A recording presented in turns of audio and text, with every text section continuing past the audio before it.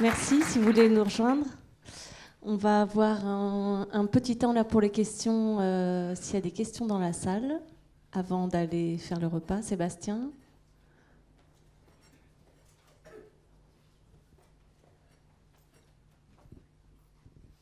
Merci. Alors des questions, il y en a plein. Je suis désolé, tout le monde a faim, on va poser des questions quand même. Sébastien Gallet, donc Université de Brest. Moi, je me pose plein de questions sur ce qui a été présenté, et en prenant l'avant-dernière diapo, donc juste avant celle-ci, on a l'impression qu'il y a deux cas. C'est soit on favorise, soit on évite la biodiversité. Ce sera le nouveau terme de ce matin, c'est assez rigolo. Mais en même temps, on sait bien que dans les carrières, dans le fonctionnement normal des carrières, ces espèces-là, elles sont là. Et moi, je me pose la question, voilà, on met en place, alors il y a des super actions qui sont mises pour mimer quelque part l'action des carrières, pour recréer des habitats en plus. Mais il y a quand même plusieurs niveaux. Il y a, je dirais, ne rien changer, ajuster les pratiques et puis créer des nouvelles pratiques. Et au bout du compte, je me demandais si dans le live, notamment, est-ce qu'il y a une espèce d'évaluation au bout du terme, c'est-à-dire au bout du compte, qu'est-ce qu'on gagne en termes de biodiversité? Alors il y a des aspects juridiques, hein, moi je les mets de côté, hein, c'est pas mon sujet, c'est le vôtre, c'est pas, voilà. Mais au bout du compte, est-ce qu'on, je vais dire, on s'embête pas pour rien, parce que ces espèces, elles sont là. On sait qu'il y a des crapauds, d'accord, ils vont se faire écraser, mais c'est pas grave. Est-ce que vous allez comparer au bout du compte des carrières où on n'a rien changé, des carrières où on a juste ajusté, mettre des prairies fleuries au lieu du régras, et des carrières où on aura vraiment créé des habitats ou pas? Parce que ça pose des vraies questions. Il y a un côté très interventionniste, en fait, qui peut être problématique aussi au bout d'un moment. Alors, c'est un peu provocateur.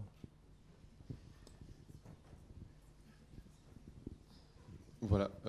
En fait, on n'a pas tout développé dans le cadre de notre projet, mais on est structuré en plusieurs phases.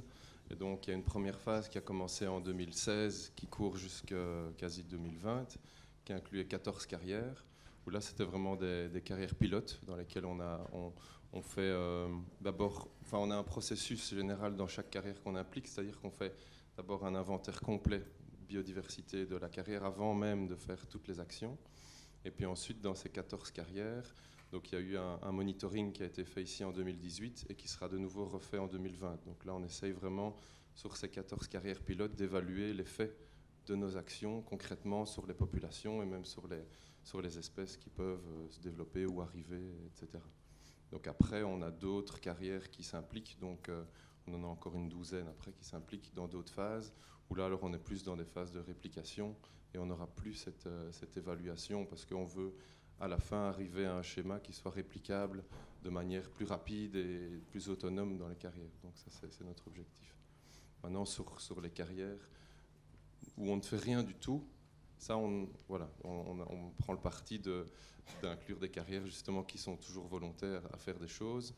Donc on n'a pas un espèce de témoin sur une carrière où on ne fait rien. Donc ça c'est vrai que, mais bon, maintenant dans d'autres projets, ça peut être quelque chose qui est suivi et qui est à mon avis bien connu. Ici, voilà, on part toujours d'une base.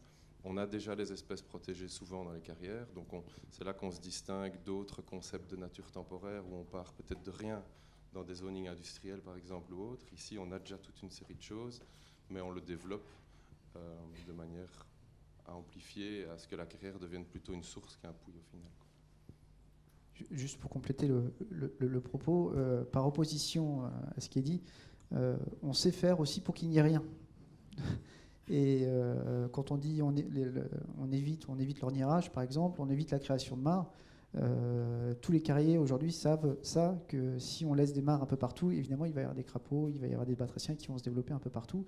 Et ça interpelle quand même de se dire il vaut mieux ne rien faire, laisser le carreau passer ce qu'on appelle un coup de lame pour que tout soit lisse et qu'il n'y ait pas une seule mare qui puisse se créer sur un site, pour être sûr que je parle toujours sur les milieux en jeu, qui est sûr qu'il n'y ait pas un des batraciens qui viennent s'installer et qui viennent pondre pour qu'on se retrouve avec plein de têtards. Donc à l'inverse, en carrière, on sait aussi faire pour qu'il n'y ait rien du tout, quoi.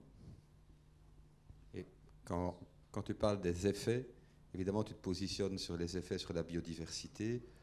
C'est déjà très difficile à mesurer. Je ne sais pas qui ici sait évaluer la taille d'une population de crapauds calamites, bonne chance. Si on fait ça sur 24 carrières. Moi, je pense qu'il ne faut pas regarder que les effets biodiversité. Oui, tu peux continuer, elles sont là, on fait plus, on fait moins. Moi, ce qui m'intéresse, c'est les effets sur l'interaction avec les acteurs dans la carrière. C'est ça le point essentiel. Alors quand j'entends comme, enfin voilà, ça diffuse, hein, comme ça suscite qu'on se pose des questions sur le fait, en effet, pas gérer seulement ce qui existe, comment on peut redévelopper. Je pense que l'effet, il est là avant tout. Et vraiment l'appropriation. Alors j'ai appris qu'en anglais, appropriation c'est négatif, donc en français ça va, c'est positif. Ouais. Voilà, que l'appropriation par les acteurs, ça me semble quand même l'effet très important.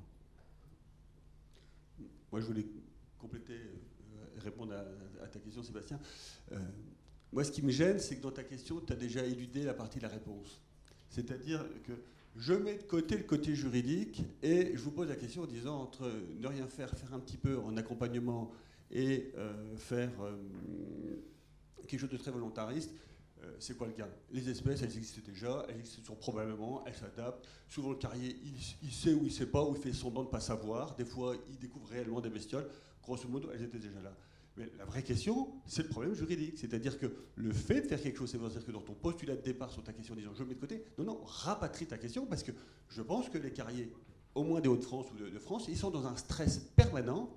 Parce qu'on a toujours un voisin qui va proposer, qui va pouvoir constater qu'il y a un faucon pèlerin ou un grand-duc qui a été dérangé ou un calamite qui a été écrasé et qui va aller faire un truc pour empêcher l'extension ou le maintien de l'entreprise ou le renouvellement des trucs.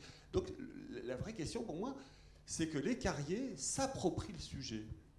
Et le fait qu'ils fassent une opération dynamique, c'est-à-dire que le crapaud calamite n'est pas l'ennemi, et Vincent il le dit, hein, je peux très bien donner juste un coup de lame. Hein. Non, que ce ne soit pas l'ennemi, ce ne soit pas l'empêcheur de tourner en rond, il fait partie des composants de mon projet. Et c'est plutôt ça.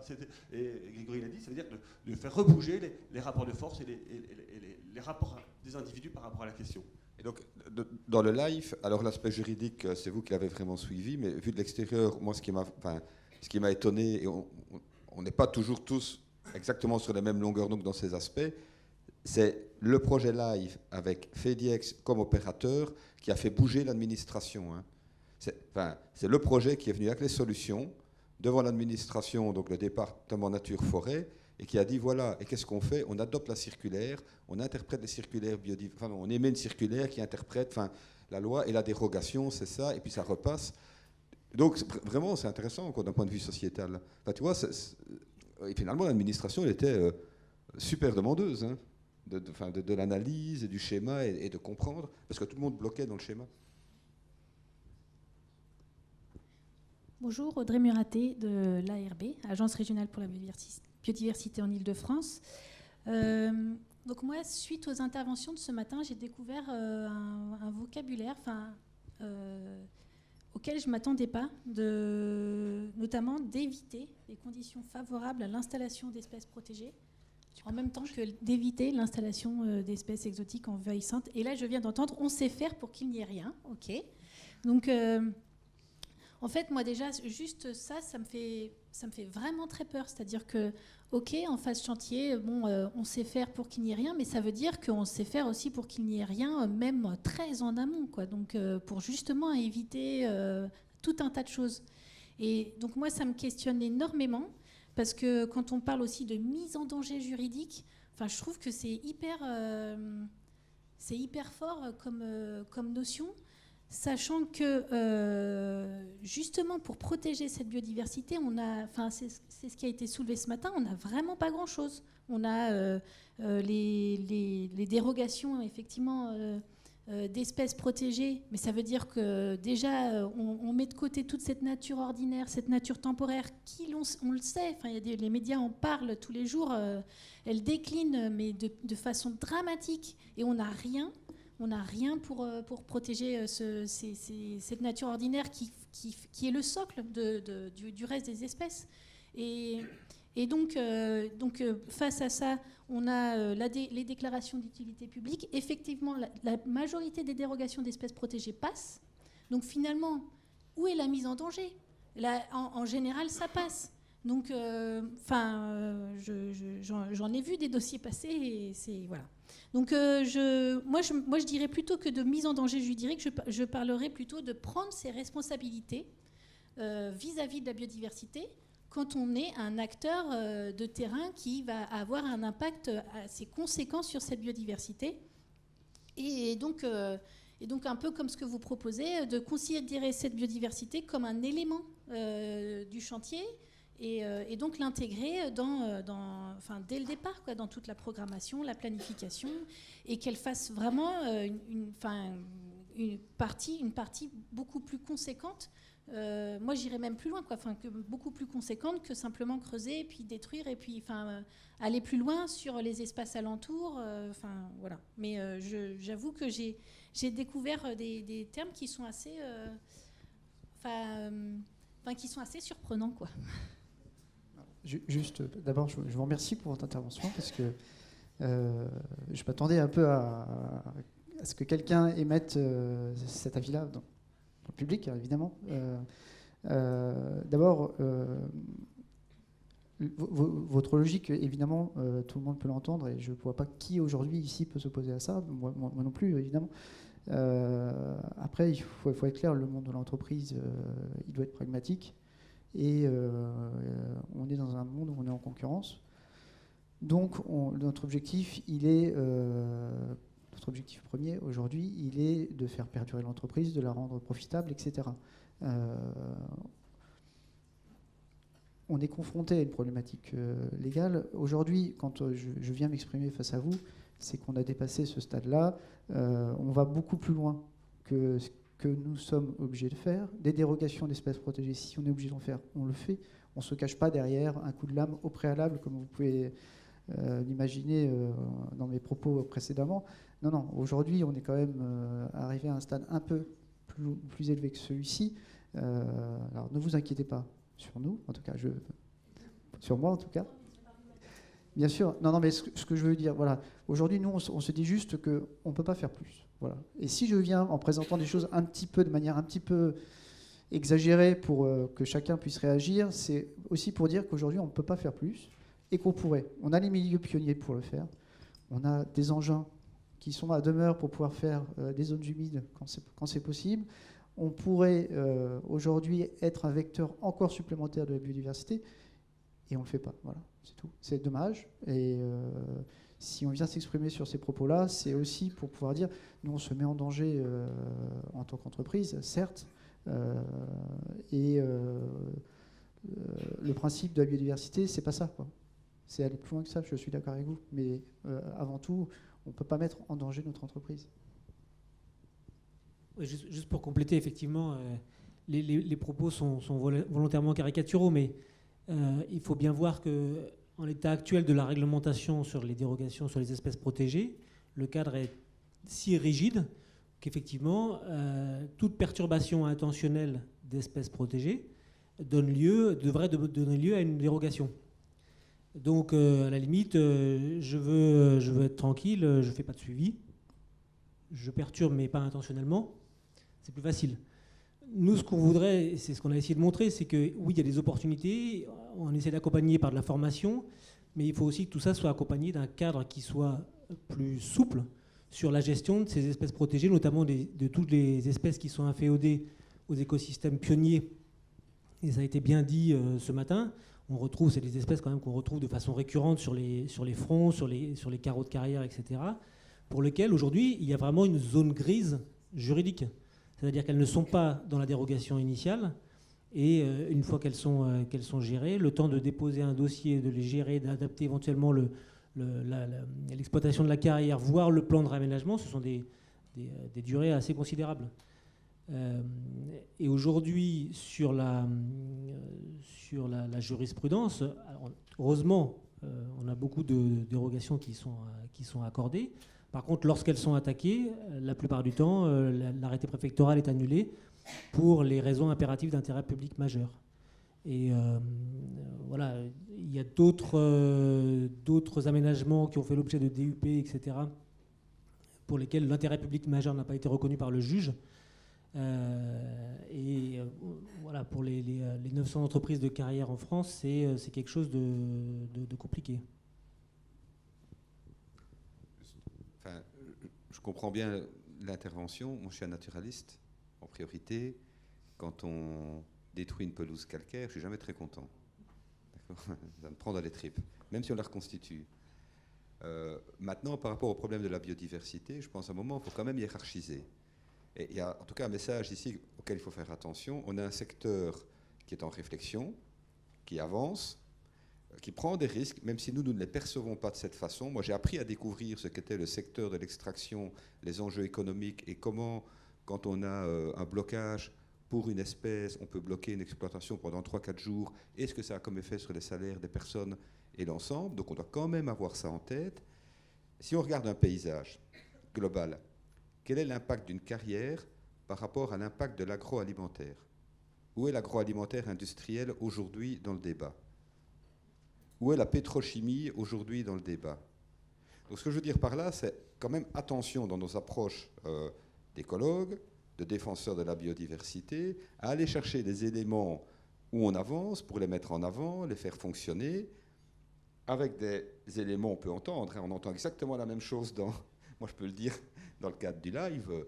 Nous avons des naturalistes qui travaillent avec nous, qui ne sont pas heureux, qui vont dire aussi, ben oui, déjà on n'a pas beaucoup de statut de protection, comment on fait si on rentre là-dedans? Il faudra évaluer.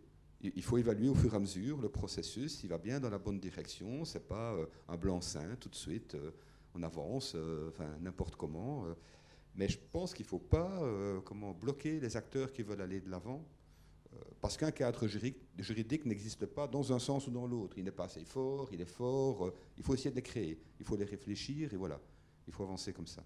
Mais en tout cas, je comptais venir avec ça à la fin de la journée, et je veux qu'on fasse attention au secteur carrier, pas seulement parce qu'il nous paye bien, hein, on ne va pas dire que ça. Hein, mais... Non, mais ça, c'est un débat aussi. Quand vous êtes bureau d'études, c'est intéressant aussi, ça. Un bureau d'études ou université. Mais aussi parce que c'est un secteur qui a beaucoup de pression, mais quand on hiérarchise les priorités biodiversité et les priorités biodiversité ordinaires, excusez-moi, hein, c'est pas là qu'elles sont en priorité. Hein.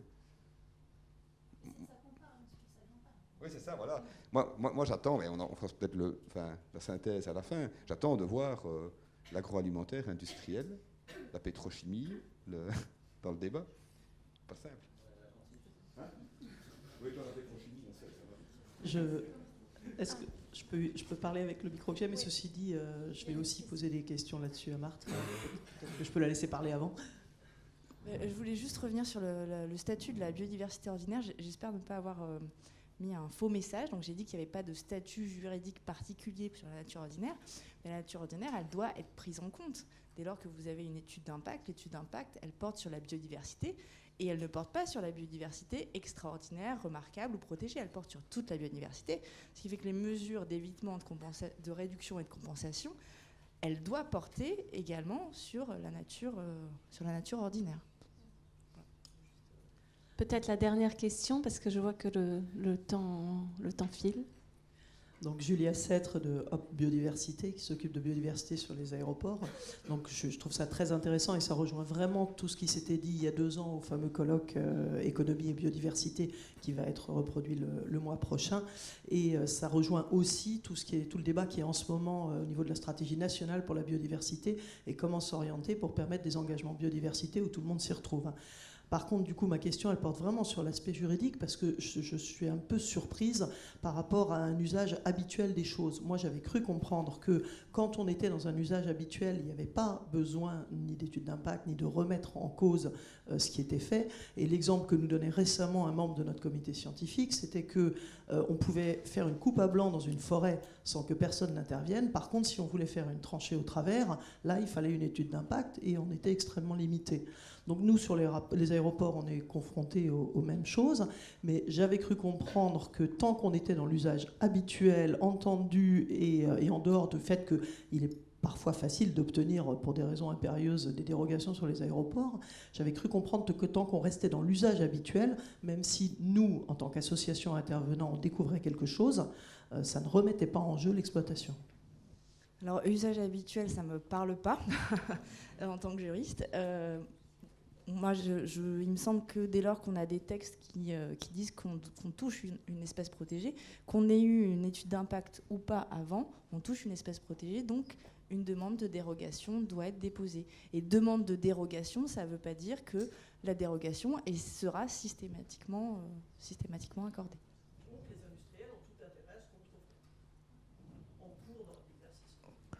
Alors, peut-être juste pour terminer, Antoine, une dernière question. Non, c'est pas une question, en fait, c'est un complément peut-être au tout le débat là, qui vient d'avoir lieu. Alors, je suis Antoine Lombard, moi je suis à la direction de l'eau et de la biodiversité, je travaille sur la trame verte et bleue, mais précédemment j'ai aussi travaillé sur la réglementation sur les espèces protégées.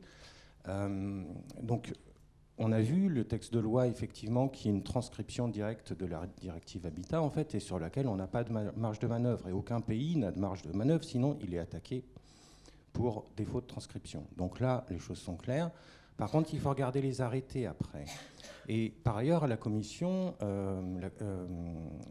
européenne a également édité un guide interprétatif de l'application de la réglementation, qui essaye de concilier justement les usages avec la présence d'espèces protégées, où on retrouve la notion de gestion courante qui doit être prise en compte et qui, alors je ne dis pas que c'est bien fait, mais en fait qui essaye d'intégrer le fait qu'on a une gestion courante qui est favorable à une espèce, même si on a des dégâts ou ce qu'on pourrait considérer comme des destructions, c'est pas grave, c'est de la gestion courante.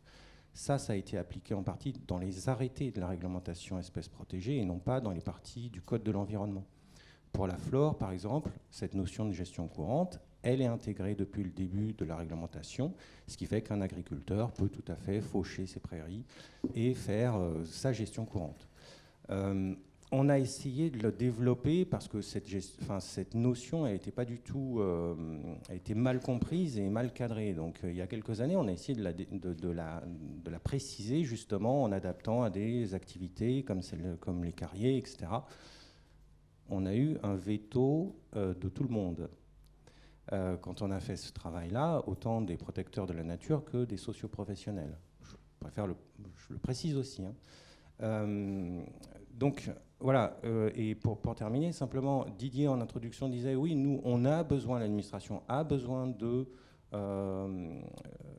connaissances scientifiques, de précision, notamment sur ces sujets-là, parce qu'évidemment, on est ouvert à faire évoluer, c'est ce qu'on tente de faire régulièrement, mais il faut qu'on ait des éléments qui soient vraiment bien étayé et très précis. Donc voilà, c'est l'objet notamment de cette journée. Merci Antoine pour ces précisions.